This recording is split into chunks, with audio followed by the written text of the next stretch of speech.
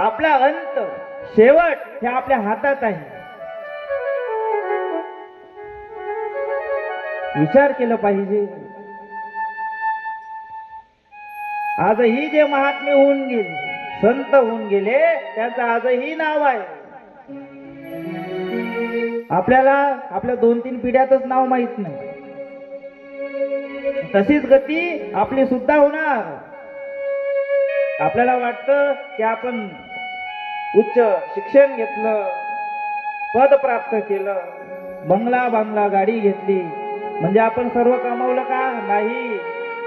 अरे या समाजामध्ये दुनियामध्ये असे कोटी लोक आहेत जे पैशाले कमी नाही. थोड्या सुख सुविधा आपल्याला मिळाल्या की आपण देवाला विसरून जातो. पण देवाला कधी विसरलं पाहिजे नाही. लक्षात घ्या. अरे जो कृष्ण ज्यांनी परीक्षित महाराजांचं गर्भामध्ये रक्षण केलं, पाचही पांडवाच्या एकाच्याही केसाला धक्का लागला नाही आणि 100 कौरवाचा एकही वाचला नाही, त्या भगवान कृष्णाचा यदुवंश एकही जिवंत नाही. लक्षात घ्या. त्या परमपिता भगवान कृष्णानं एकही वंशज ठेवला नाही. कारण काय? थोडासा अहंकार आला, अभिमान आला, दुसऱ्याचा सन्मान केला नाही, गर्विष्ठ राहिले, त्या भगवान कृष्णाचा वंश बुडाला. तर आपल्यासारख्याची काय लायकी आहे? क्षणात भगवान कृष्ण अंत करू शकते. चढ़ता सूरज धीरे धीरे,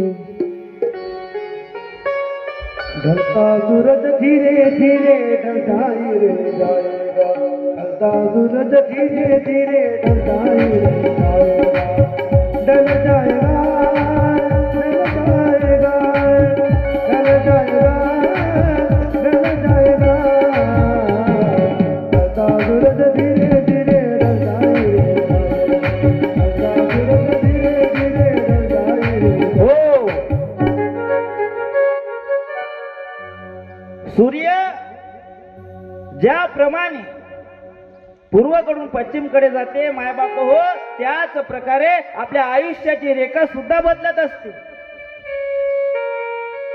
आज गरीब आहे, उद्या श्रीमंत, उद्या श्रीमंत आहे, आज गरीब. ज्या प्रकारे एका झाडाची सावली दिशेनुसार बदलत राहते, त्याच प्रकारे आपलं आयुष्य सुद्धा बदलू शकते. म्हणून व्यक्तीने कधीही गर्व करू नये. अरे रावणापाशी काय नव्हतं, सोन्याची लंका होती, पण कधी लंकाचा फकीर झाला कळाले नाही. म्हणून कृष्ण कथा श्रवण करणे, भागवत कथा श्रवण करणे हेच मानवाचं एक ध्येय असलं पाहिजे. पण आपल्याला काय, कथा झाली जैसे ते वैसे, पुन्हा आपण आपल्या काम धंद्याला लागून जातो. पण नाही, तसे केलं पाहिजे नाही. आयुष्यामध्ये कृष्ण हाच एक सार असला पाहिजे आणि हेच भागवताचे सार. कथा काय शिकवते?